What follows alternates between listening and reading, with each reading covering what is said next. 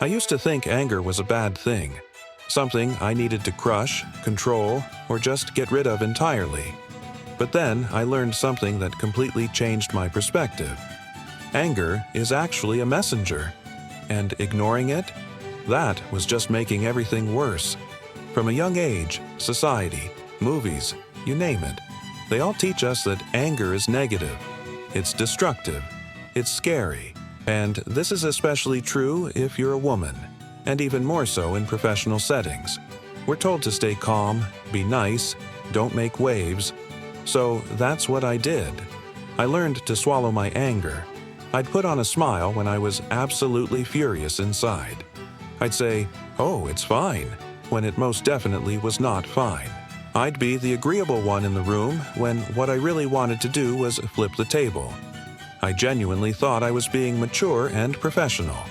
In reality, I was just being dishonest with myself. And here's the thing, that anger didn't just vanish because I pushed it down. It couldn't. Instead, it morphed into other things. It became this constant, buzzing anxiety. It turned into deep-seated resentment towards people. It leaked out sideways as passive aggression in snide comments or a cold shoulder. It was coming out in ways I couldn't even control, which just made me feel worse. It was a vicious cycle. Then, a therapist told me something that was like a lightning bolt to my brain. Anger is information. It's not just random noise.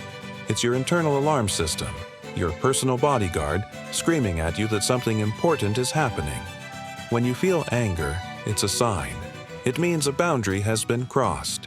It means one of your core values has been violated. It means a fundamental need isn't being met. It's your body's powerful primal way of saying, "Hey, pay attention to this right now." So I started to listen. Instead of suppressing that hot, rising feeling, I started asking questions. I got curious. I started to see what my anger was trying to tell me. That anger I felt towards my boss, it wasn't just me being difficult. It was my system telling me that my hard work wasn't being valued. That irritation with my friend who was always late, that was my anger telling me my time wasn't being respected. And that anger I often felt at myself. It was my conscience telling me I was betraying my own standards and not living up to who I wanted to be. The anger itself was never the problem. The real problem was ignoring the very clear issues the anger was pointing to. So I started a new practice. It's simple, but it's powerful. Every time I feel that spark of anger, I pause. I take a breath and I ask myself, what is this anger trying to protect? What boundary needs to be set right now? What value of mine is being trampled on? And once I have that information, that clarity, I can take action. Sometimes it means having a difficult, awkward conversation. Sometimes it means firmly setting a boundary. Sometimes it means removing myself from a situation or relationship entirely. And sometimes it means making a big change in my own life. The most incredible thing happens when I do this. The anger dissolves, almost immediately. Not because I stuffed it down, but because I listened to its message and addressed the root cause. The alarm was turned off because the fire was dealt with. I've become to believe that people who say they never get angry usually fall into two categories. They're either saints or they're suppressors. And let's be real, most of us are not saints. The suppressors, the people who bury their anger, they always pay a price. They develop anxiety disorders, chronic stress, and a whole host of physical health problems.